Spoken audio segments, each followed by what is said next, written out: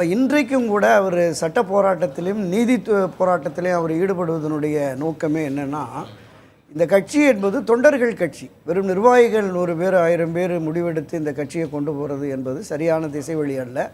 எனவே இது தொண்டர்கள் கட்சி என்பதால் தான் இந்த தொண்டர்களுடைய உரிமையை மீட்பதற்காக தொண்டர்கள் உரிமை மீட்பு குழு அப்படிங்கிற அந்த ஒரு குழுவை வைத்து இப்போ அவருடைய பயணத்தை தொடங்கி இருக்கிறாரு.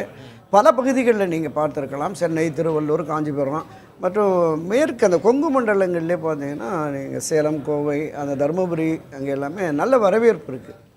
பல நூற்றுக்கணக்கான ஆயிரக்கணக்கான தொண்டர்கள் அவர் ஆர்வத்தோடு வரவேற்கிறார்கள்.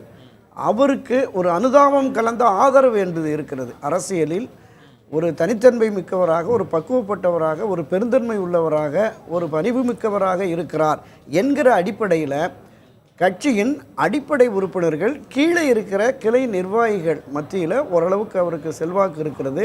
நிச்சயமாக இந்த உரிமை மீட்பு குழுவினுடைய அந்த பயணம் முடிந்தவுடனே நல்ல தகவல் வரும்.